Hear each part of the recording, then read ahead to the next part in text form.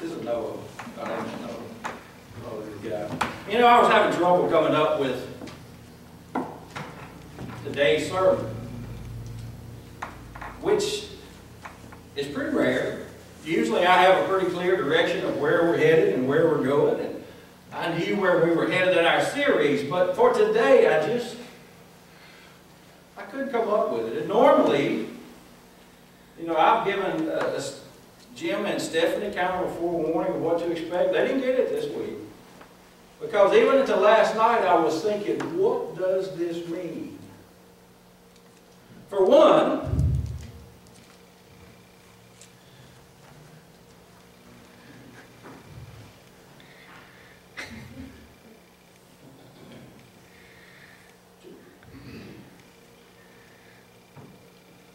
I had a vision of Daniel. And Darius the Mede has said, Daniel, you pray to your God. True or false?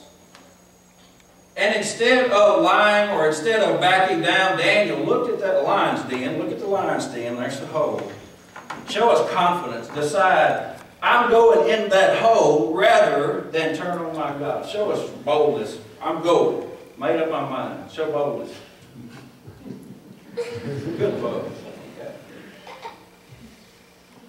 Good job. Wait, we're not through.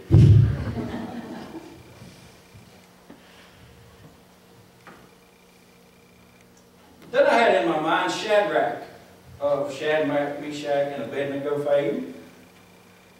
Y'all notice these snippy wardrobe changes.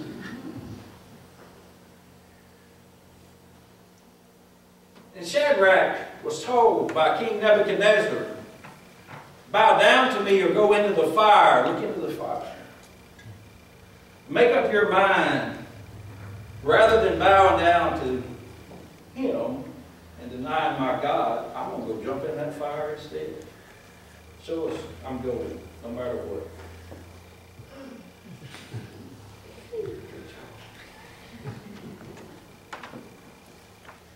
I'll let you go.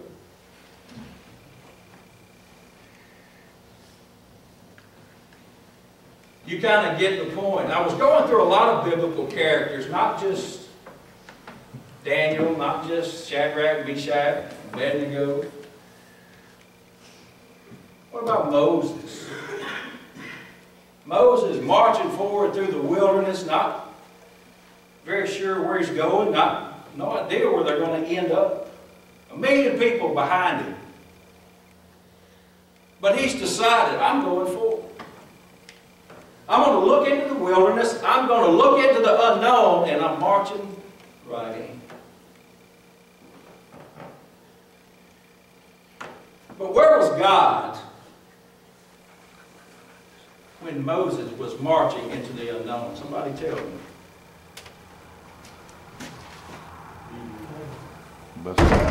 He was out front. Leading the way.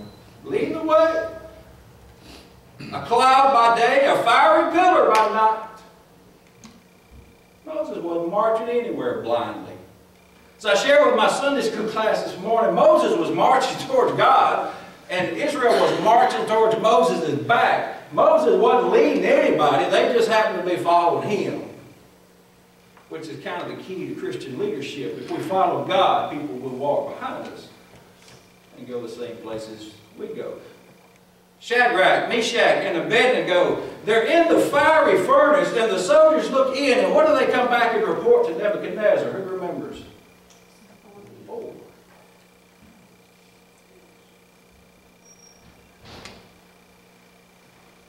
And then Daniel, the next morning, Darius the Mede, because he's so fond of his servant Daniel, he runs out, Daniel, Daniel, are you alive? Daniel said, well, yeah. Because an angel of the Lord did what? Close the mouth of those lions. See, when I was a little boy, hunting was a very different sport, especially deer hunting. We didn't have tons of them that jumped all over your cars and attacked you while you were going down the road. They were hard to find, they were scarce. Remember that, Grace? Let me show you what you would have had to done back when I was your age. And so what we would do is we would go out to the forest and we would find the biggest, thickest mess we could find. Daddy would say, "Get in there, boy." What for? See what's down there. You sit down. And that was my job. I was the dog, literally. I got in there and stomped around so they could shoot at whatever came out. Hopefully not me, but here's where God finally led me to. It finally made sense. Never once was God standing there beside Moses and said, "Get in there, boy. Tell me what's in there." He wasn't standing beside Daniel and saying, "Daniel, jump in that hole and tell me what's down there." And he wasn't standing with Shadrach, Meshach, and Abednego and said, "Y'all jump on in, it'll be all right." In every case, God was out front saying, "Come on this way." In the desert, in the wilderness, y'all come on this way. Just walk behind me. Even when they weren't traveling, the cloud or the fire was there to know, hey, I'm still with you. And when Shadrach, Meshach, and Abednego went into that fire, Jesus was already waiting on them there. It doesn't say an angel of the Lord. It says the angel of the Lord. There were 4 in the furnace. He was waiting. Y'all come on. I'm already here.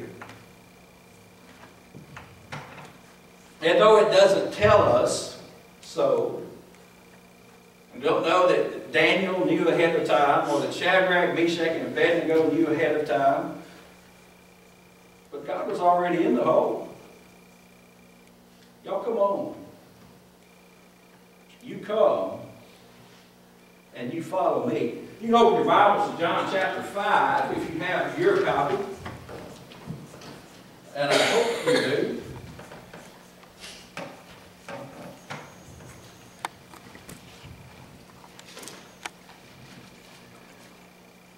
John and chapter 5.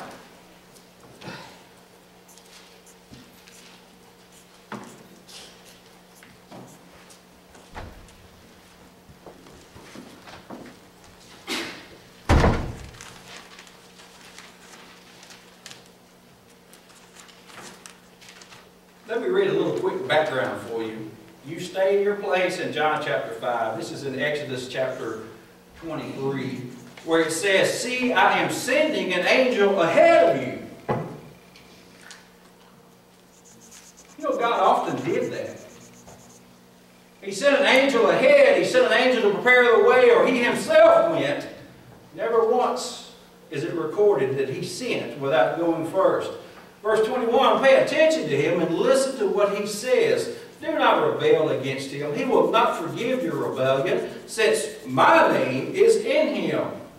If you listen carefully to what he says and do all that I say, I will be an enemy to your enemies and will oppose those who oppose you." And that's where God led me to. I came to this realization that God was always ahead. He had already laid the plans. He had already laid the way. And in all of our great Bible stories, all he's asking is, hey, just come on. Come over here and stand by me. I'm already here. I've already done the work. You just come and you stand by me. And so when I was wondering, you know, God, where is your word for your people? Where is your word for your servants? What is your direction? What is your instruction? Because I never, ever hope to stand before you alone. That would be a nightmare, to try to preach without God. And so I do seek, and I do ask questions, and I ask for confirmation. You know, God, this is your message, right? This is what you want said. And then beforehand I pray, you know, God, take my thoughts and my good ideas, take them away from me. Let's just wipe those out. Whatever you've got to say. Here's what he had to say, and I just read it there in verse 21 and 22. "Pay attention to him and listen to what he says. He will not forgive your rebellion. If you listen carefully to what He says and do all that I say, I will be an enemy to your enemies and will oppose those who oppose you. You see, the silence that I was experiencing wasn't because of some unrepentant, unforgotten sin. I check, I always do. Anytime I get silence from God, that's the first place to look, Have I done something lately that I'm in denial about? Is there something I'm holding back from God? The silence in this case was to teach me a lesson, and so that I could then come and share that lesson to you. Kelly, you're asking me for a fresh word. You're asking me for a fresh message. You're asking me for an uplifting of the Spirit. What are you going to do with it? What do you mean, what am I going to do with it? I'm going to preach it. But where's it going to go? Where's it going to end? What's it going to accomplish? What's it going to result?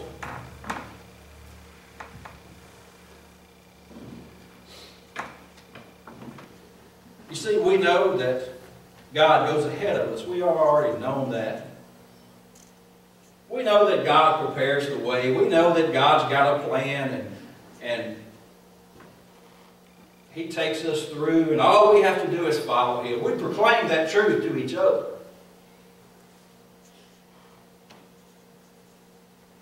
But are we applying that truth in our lives? You stay in John chapter 5. I'm still in Exodus 23 because God revealed something else to me that just blew my mind. Still in Exodus 23, verse 24, do not bow down before their gods, talking about going into this promised land. Do not worship them. Do not follow their practices. You must demolish them and break their sacred stones to pieces. Worship the Lord your God, and His blessing will be on your food and water, your supplies, your resources.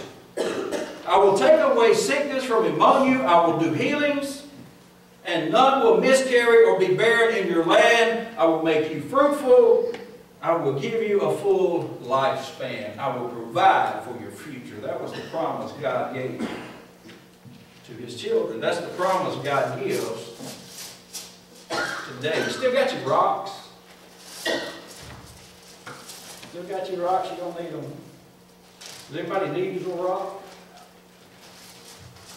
Man, will you hand out 2 rocks, please?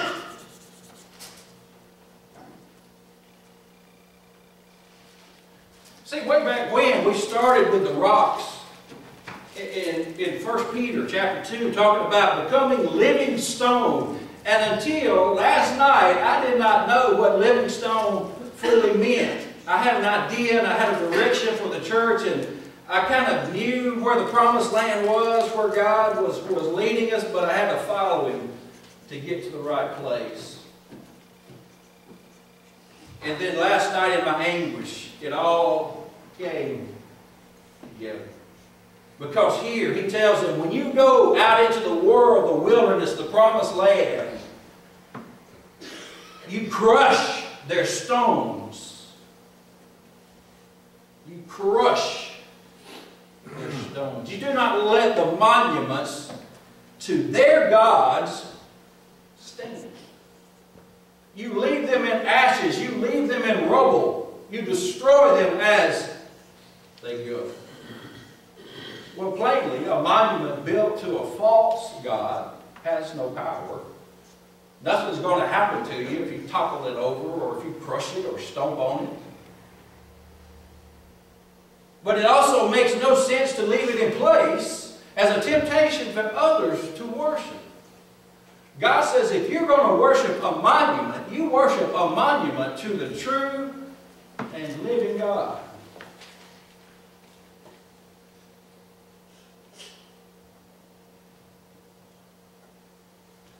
So this stone can only have power if it is built shaped, constructed into a monument to a living God. That's the only way it can become a living stone.